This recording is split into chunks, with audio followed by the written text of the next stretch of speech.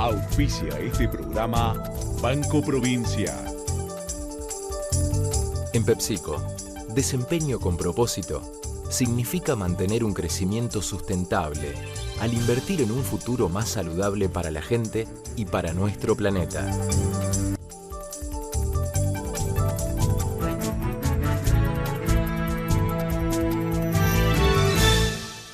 Bienvenidos a Consumo Respeto, un espacio dedicado a los consumidores. Ustedes saben, y lo dijimos varias veces en el programa, que la información es un derecho básico de los ciudadanos y de los consumidores, por supuesto. Pero muchas veces lo que hace a la información relacionado con las oficinas públicas es un tabú en nuestro país. En este momento está tratando el Congreso y precisamente ayer acaba de aprobar, dictar la medida de sanción en la Cámara de Diputados, un proyecto de ley sobre el acceso a la información pública. Creemos que es una novedad enorme, es una cuestión sumamente auspiciosa y creo que como ciudadanos es muy importante que conozcamos más detalles acerca de esta cuestión. ¿Cómo podremos acceder a la información pública? ¿Qué requisitos habremos de cumplimentar para que se nos brinde aquellos datos que reclamamos a los funcionarios que nos representan en las diferentes esferas del poder? Esta cuestión, decía, es la que vamos a tratar hoy con un especialista, nuestra amiga la doctora Marcela Basterra. Quiero aprovechar también para invitarlos a visitar nuestros sitios de internet, no solo nuestra tradicional convocatoria a acceder a nuestra página oficial consumorespeto.com.ar, a nuestro espacio en Facebook Consumo Respeto, sino que les quiero aportar una novedad. Estamos tratando de brindar más medios de comunicación entre ustedes y nosotros. Hemos habilitado nuestra cuenta de Twitter, que es @Javier Weintraub. Lo vamos a poner en pantalla porque ustedes saben que mi apellido es bastante difícil de escribir y de pronunciar. Y también hemos creado una fanpage, Javier Weintraub, a la cual vamos decíamos recién, a complementar con las otras vías de comunicación que les proponemos semanalmente. Así que bueno, son todos los medios que ustedes pueden utilizar, no solo para saber en qué estamos, las novedades que les vamos proponiendo, la información que queremos compartir, sino también para hacernos ustedes llegar a nosotros todo lo que tiene que ver con aquellas propuestas que nos posibiliten mejorar nuestro espacio semanal. Así que enseguida estaremos con estos temas.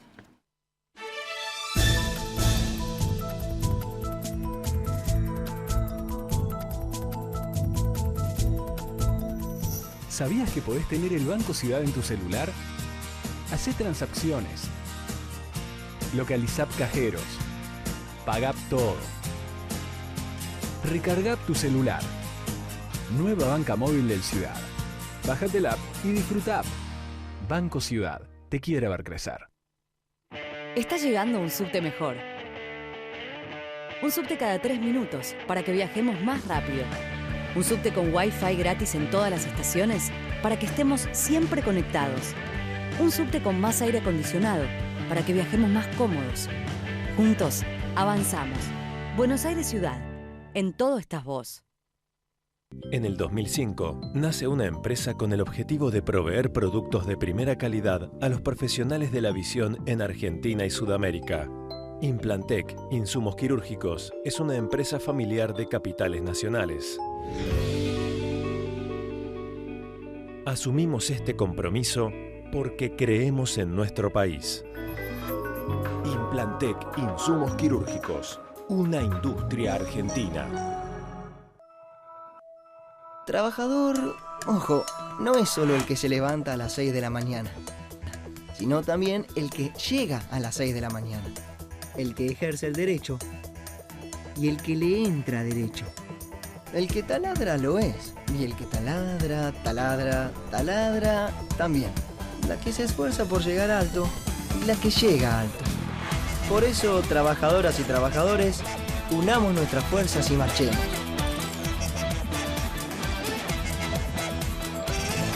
John Fuss, las únicas zapatillas hechas para no hacer nada. Para mí Salta es el verde, el marrón, el colorado, el blanco, el azul.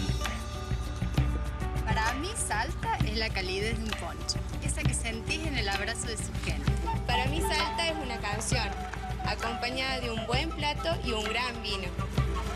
Para mí, Salta es descubrir en cada momento una experiencia nueva. Para mí, Salta es una provincia llena de provincias y siempre te estamos esperando. Salta, tan linda que enamora.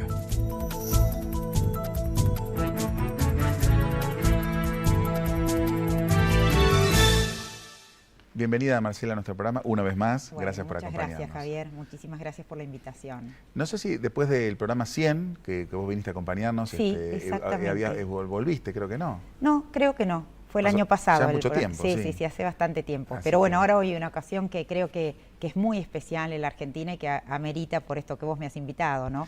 Nosotros también creemos lo mismo, pero antes de pasar al tema, y te vamos a exprimir todo lo posible, vamos a hacer la presentación formal, aunque muchísima gente ya te conoce. Estamos con Marcela Basterra, que es abogada, es doctora en Derecho y es magíster en Derecho Constitucional y Derechos Humanos. Entre otras tantísimas cuestiones que vale la pena destacar, pero que por cuestión de tiempo vamos a evitar. Solo voy a agregar que Marcela se desempeña más como consejera de la magistratura en el Consejo de la Magistratura de la Ciudad Autónoma de Buenos Aires, donde está haciendo una gran tarea. Muchas gracias. Y bueno, ahí decíamos en la apertura, la verdad que estamos sumamente entusiasmados, porque nos parece que finalmente vamos a tener en la Argentina, ayer los números en la Cámara de Diputados, vos me decías antes de empezar el programa, han sido contundentes, eso habla muy bien de la clase política. Exactamente. Y vamos a tener una ley de acceso a la información pública. Pero ¿para qué tenemos una especialista acá? Para que nos cuente un poco de qué se trata, en qué nos puede cambiar, de qué forma puede impactar en nuestra calidad de vida, y otras cuestiones que después vamos a profundizar que tienen que ver con la cuestión de la transparencia, de la corrupción. Pero ordenémonos un poco, contanos en qué consiste esta novedad. Ahora te cuento esto, pero lo que vos dijiste, Javier, me parece muy importante esto de que es un mérito. Primero, es cierto la voluntad política del gobierno de hacerlo, porque Argentina era uno de los 4 países en América Latina que no tenía ley nacional de acceso a la información pública y que la Corte Interamericana de Derechos Humanos hace más de 15 años está instando a que se sancione una ley. Con lo cual, por suerte, ahora hay voluntad política, pero es cierto que los demás bloques, todos, absolutamente todos, acompañaron, salvo que hubo 4 abstenciones. Pero, o sea que esto es una necesidad que surge de una necesidad de la sociedad de tener una ley que se refiere a estas cuestiones que, como vos dijiste, ya lo vamos a conversar, tiene que ver también con los temas de transparencia y corrupción.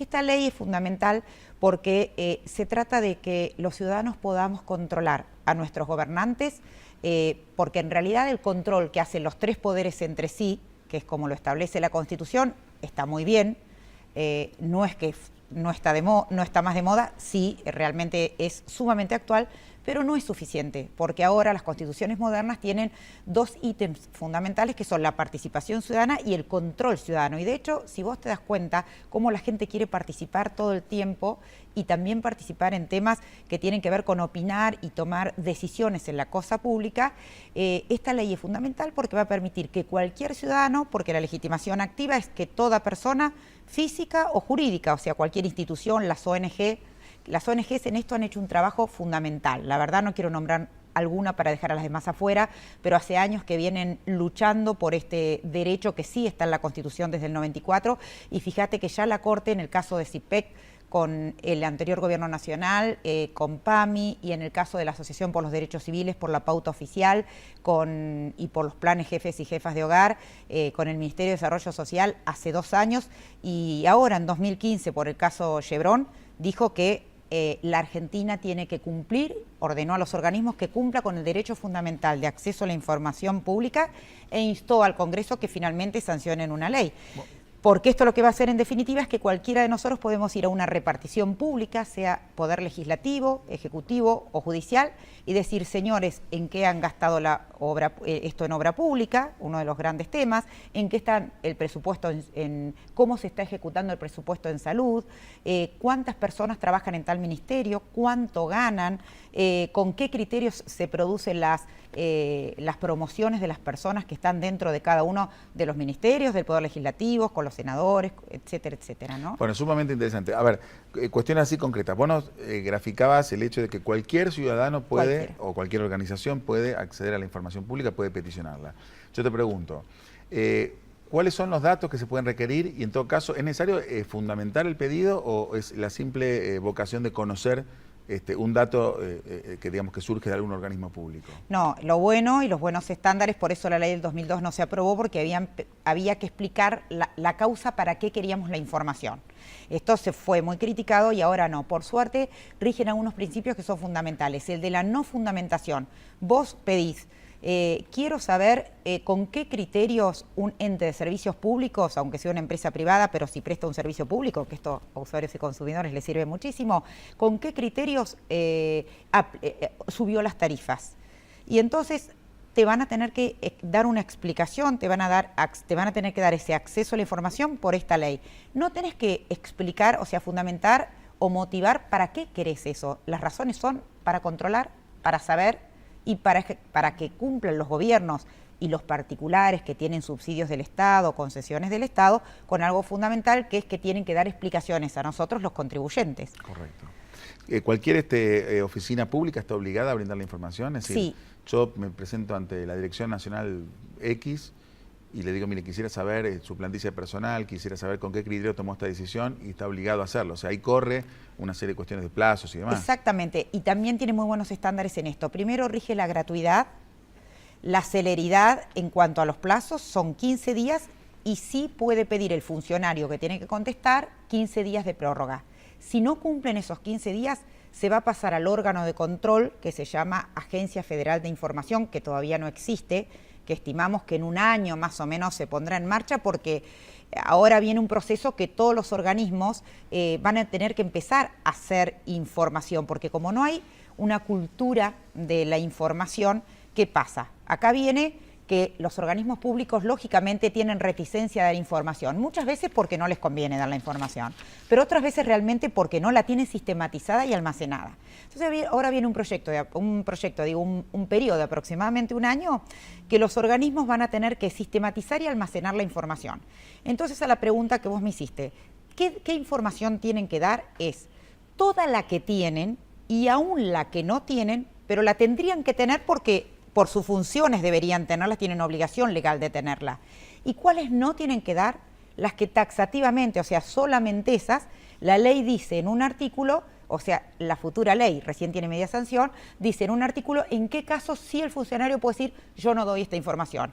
Y son casos muy justificados. Por ejemplo, motivado en una ley que tenga que ver con defensa nacional, con salud pública, con represión de delitos, porque vos te imaginás que se está pidiendo información de determinadas personas, de determinado accionar policial. Por ejemplo, cuando a principio de año hubo escaparon de la cárcel los tres prófugos. Los tres prófugos, y si se le pedía información al Ministerio de Seguridad qué acciones se estaban tomando, ahí podía contestar, amparándose en Seguridad Nacional, es reservado.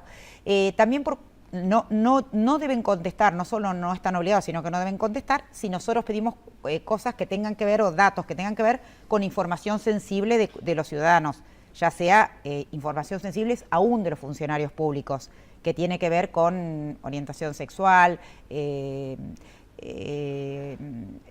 creencias religiosas, origen étnico-racial, son los datos que se denominan sensibles y que están especialmente protegidos. Entonces se entiende, en concordancia con la Ley de Protección de Datos Personales, que algo entendés de eso, ¿no? Bueno, sí, lo hemos trabajado mucho, eso también, y acá lo hemos hablado, pero también, el funcionario público tiene la obligación de dar explicaciones de su patrimonio, absolutamente todos los años, y de todo lo que se le pregunta, de los empleados que tiene, cuánto cobran los empleados que tiene, cuánta cantidad de empleados tienes, pero te imaginarás que por ser un funcionario público no quiere decir que haya renunciado a su derecho a la intimidad. Entonces, así como cuando te alegan, no, es por el derecho a la intimidad, y acá no me quiero meter con un tema sensible, que es que los jueces no quieren hacer declaraciones juradas y por el tema de derecho a la intimidad y seguridad, y yo creo que deberían hacerlas porque nosotros tenemos que controlar también si los jueces son probos o se han enriquecido ilícitamente, como los demás poderes lo deben hacer y lo hacen, ¿no es cierto? Pero no por ello quiere decir que hayan renunciado a su derecho a la intimidad, y no se le puede preguntar cuestiones absolutamente, estrictamente personales. Correcto. Como la que recientemente yo te mencionaba. Y en cuanto al mecanismo de acceso a la información, ¿existe o va a existir alguna formalidad? O yo tengo que presentar el pedido bajo ciertos estándares, cánones, cierto protocolo, o lo puedo hacer con libertad de formas. Claro, eso es lo mejor. Rige el principio de informalidad. Quiere decir que no necesita un abogado, esto es muy bueno que la gente lo sepa, va a ser gratuito, con lo cual no necesita pagar. Sí tiene que o sea, algunos, está previsto que lo ideal, la de máxima, es que los organismos tengan formularios. ¿sí? Ahora, mientras tanto se puede hacer un simple escrito, en el caso nuestro, Javier Weintraub, solicito no quiero dar ideas y que no quiero que nadie se enoje conmigo, pero solicito a la consejera Marcela Basterra, que soy yo, cuánto personal tiene, cuánta planta tiene, cuántas personas trabajan o los horarios en que trabajan. Me pongo yo de ejemplo, si se quiere. Son cuestiones que los que estamos en una función pública, ya sea de más exposición o menos, y en los tres poderes debemos explicar, debemos dar las declaraciones juradas, porque la gente necesita controlar esto incide directamente con, en algún momento mencionábamos, en los niveles de transparencia, porque la sociedad cada vez quiere transparentar más. Y perdóname, pero hay algo que el maestro Saúl siempre dice, y a mí me gusta mucho, que dice que el secreto en una sociedad te aleja mucho más del Estado constitucional de derecho. En cambio, cuando más niveles de conocimiento, de transparencia hay, estamos mucho más cerca del Estado constitucional, que sería de la democracia real, que es lo que en realidad toda la sociedad, desde todos los lugares, estamos pidiendo, Javier. Eso es innegable casi, ¿no? Bueno, ahí me acaba, este último comentario me dispara la pregunta acerca de si esta norma proyectada y que está cada vez más cerca de ser una realidad, ¿te parece que puede ser parte de un antídoto en lo que hace al combate de la corrupción? Si puede contribuir, como vos decías, a la transparencia, y de qué forma podrías validar si la respuesta es positiva en relación a la experiencia comparada, porque vos también nos comentabas antes de cámara que hay una relación entre los niveles de acceso a la información con la baja de los índices de corrupción. Claro, no es que automáticamente se sanciona la ley y ya el año que viene se acabó la corrupción en la Argentina. Sería maravilloso, pero... Somos Noruega, de repente. Claro, somos Noruega, claro, Noruega y Dinamarca son de los países que menos niveles de corrupción tienen. Estamos poniendo en el aire un cuadro que vos nos pediste. Que yo te había pedido porque me parece muy interesante. Contanos ese cuadrito. Un poquito de qué se trata. En relación a eso te digo que hay una regla de oro que, te decía, no es automático, pero hay una regla de oro que es a mayores niveles de transparencia está demostrado menores niveles de corrupción.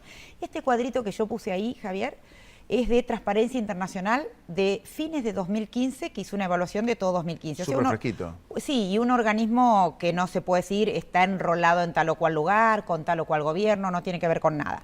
Los países que están en color verde arriba de todo son los países que tienen bajísimos índices de corrupción, que está Noruega, Dinamarca, Suecia, Alemania con 95, 91, es decir, que 100 es los menores niveles de corrupción.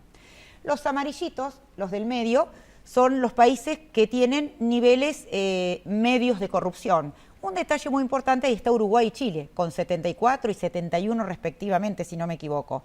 Y lamentablemente, si tenemos el cuadro, el naranja casi colorado abajo y en negro dice Argentina a un costado. Argentina está entre los países altamente corruptos. Solo peor que nosotros está Venezuela, Paraguay y Zimbabue. Con lo cual, realmente estábamos en el peor de los mundos. También esto está directamente relacionado, si vos te pones a fijar, que las leyes más antiguas de acceso a la información y las que tienes mejores estándares coinciden con los países que están en amarillo o en verde. Entonces yo digo, bueno, ojalá estemos en verde, mira, color esperanza, como estoy yo, algún día, en décadas, aunque sea, como están los países del norte de Europa, pero quizá eso es una quimera. Pero ¿por qué no ir a un camino que sí es real, que es posible, que es nada más ni nada menos que como están, por ejemplo, Uruguay o Chile, que son nuestros países vecinos y que tienen una idiosincrasia muy similar a la nuestra? No nos vayamos tan lejos. Y es considerable cómo difiere la corrupción en uno y otro país. Entonces yo creo que va a colaborar muchísimo a empezar a transparentar la cosa. Y eso va a hacer que en un año, 2, 5, 10 tengamos bastante menores estos niveles de corrupción que, como decíamos anteriormente, ya no los tolera nadie de ningún sector, de ningún partido. La sociedad en eso creo que coincidimos que está hastiada. Está harta.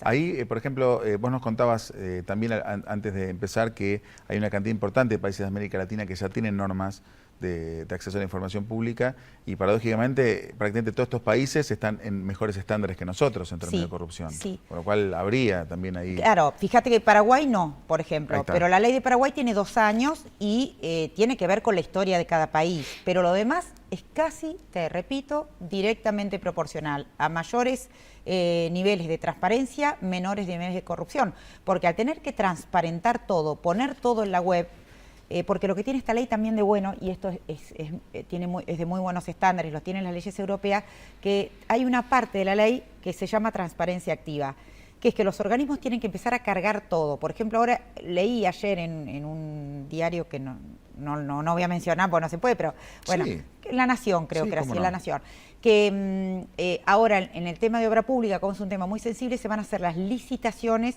a través de Internet, todo en Internet, sí. nada en papel. Bueno, eso no quiere decir que automáticamente no va a haber corrupción en nada, pero va a ser mucho más transparente, se va a poder controlar en el día a día y hay personas muy comprometidas en la lucha contra la corrupción y si ven algo que no les gusta, van a pedir explicaciones. Absolutamente. Me parece que es muy positivo. Y Marce, ¿cómo sigue el tratamiento? Ahora esto va al Senado, Va al Senado. ¿Y cómo son las perspectivas? Entendemos que en el Senado los senadores van a reflejar lo que sus bloques en diputados también votaron. Entonces creemos que no va a haber ninguna dificultad porque lo bueno de esta ley es que el Poder Ejecutivo mandó el proyecto, pero se hizo un montón de cambios a instancias de las ONG y teniendo en cuenta otros proyectos. Por ejemplo, el de Diana Conti, que lo había presentado en su momento, que es el Frente para la Victoria, el de la doctora Graciela Camaño, que tiene excelentes estándares, algunas cuestiones se tomaron del proyecto de ella y del proyecto de Margarita Stolbizer, que también tiene excelentes estándares. Entonces se cambiaron muchas cosas desde el proyecto originario del Ejecutivo y entonces por eso hubo un gran consenso. Que realmente esto es muy interesante para la República, ¿no? Absolutamente, o sea que es un proyecto que es una buena síntesis entre todos los espacios políticos. Sí, yo creo que en un mes, pero no quiero ser tan optimista, pero yo creo que en un mes o 2 a lo sumo vamos a tener, mirá, ojalá nos sorprendan antes, vamos a tener Ley Nacional de Acceso a la Información Pública. Sería fantástico. Y te saco el último minutito y te pregunto así abiertamente un poco tu opinión acerca de todo este contexto y en cuanto a las perspectivas que esto pueda significar para la transparencia y el mejor funcionamiento de la República. Bueno, no, como te lo decía recién, yo creo que es absolutamente necesario y que es muy bueno para la República. Y fíjate, no solamente una ley de acceso porque va a transparentar un montón de cuestiones y nos va a permitir que sin ninguna formalidad, simplemente con un papel o llenando un formulario, consultar lo que nosotros querramos y salvo que la ley específicamente ampare, que diga eso no, que esté fundamentado, nos van a tener que dar explicaciones, así que es fundamental esta ley, como te decía, y me parece fundamental otra cosa que no tiene que ver solo con esta ley, sino que tiene que ver con el momento político que se vive, y es la primera vez desde la democracia que están divididos, el Congreso está dividido en bloques, porque tenemos el bloque de Cambiemos, el bloque del Frente Renovador, el bloque kirchneristas, el bloque de justicialistas no kirchneristas, entonces hay que negociar permanentemente. Y no quiero ser tampoco tan optimista, es decir, estamos yendo hacia un parlamentarismo, pero qué bueno que en un país que es hiperpresidencialista por constitución y por naturaleza, y ya estamos cansados con presidentes que son cuasi reyes, qué bueno que los presidentes tengan que todo el tiempo consensuar con el poder legislativo para equilibrar los poderes. Me parece muy sano para la República y en esta ley se vio claramente. Bueno, eso demuestra que no es indispensable tener la suma del poder público para poder gobernar. No, al contrario, sería muy bueno no tener la suma del poder público. Que se puede construir gobernabilidad a partir del diálogo y del acuerdo, ¿no? Sí, vos bien decías, este proyecto en definitiva es una iniciativa del Poder Ejecutivo, pero se logra porque se puedan incorporar las inquietudes de un montón de sectores que tienen pensamientos muchas veces bastante contrapuestos, pero que sin embargo a la hora de tomar una decisión en pos de la República se han podido poner de acuerdo. Claro, que incluso son incómodos para los gobiernos de turnos, no importa de la letra que sean, pero porque, por ejemplo, el proyecto preveía que se iba a sancionar a los funcionarios que no cumplan, pero no decía cómo, ni las sanciones, y en los proyectos de Camaño y Stolbizer lo tenían y se incorporó. Así que... Entonces eso es muy importante porque creo que en definitiva siempre te saca una ley mucho mejor si todos participan, ¿no? Marcela, muchísimas gracias por haber venido, por habernos ilustrado con este tema y esperamos contar pronto con... Gracias a vos, Javier, por invitarme. Bueno, yo aprovecho y les pido que se queden un ratito más con nosotros, así les comentamos algunas noticias en el cierre.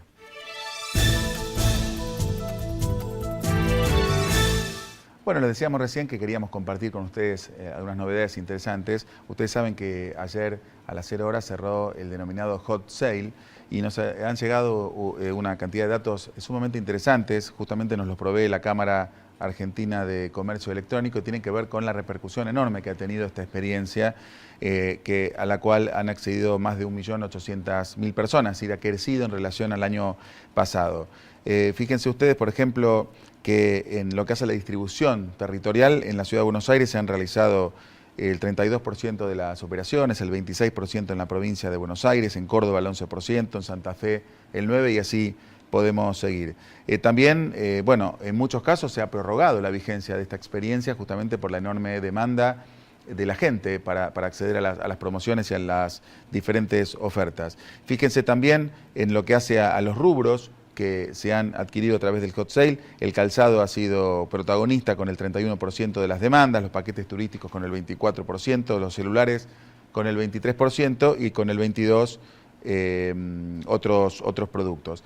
Yo simplemente, además de estos datos que son objetivos y tienen que ver con un relevamiento que se ha realizado, sí quiero señalar, un poco porque es nuestra misión como un programa de difusión de los derechos de los consumidores, que también hemos detectado que muchas de las empresas que han ofrecido sus opciones dentro de esta acción promocional no han cumplido con lo que la Ley de Defensa del Consumidor establece en cuanto al deber de información en general y particularmente con lo que nosotros denominamos y que hemos tratado en nuestro programa el derecho de arrepentimiento, el derecho de reflexión. El consumidor cuando adquiere a través de medios a distancia tiene derecho a dejar la operación sin efecto, sin consecuencia alguna y esto, por lo menos en lo que denominan las empresas los legales, yo en muchos casos no lo he detectado. Así que más allá de que es un incumplimiento formal de la ley, es una invitación para que las empresas, a la par de intentar vender más y ofrecer opciones atractivas a los consumidores, no dejen de cumplir con la ley, que no solo es un mandato, sino que también tiene que ver con el compromiso social que tienen para con los destinatarios de sus propuestas, que son, en definitiva, los ciudadanos de a pie. Así que nos vemos la semana que viene y seguiremos tratando estos temas que tienen que ver con nuestros derechos como consumidores.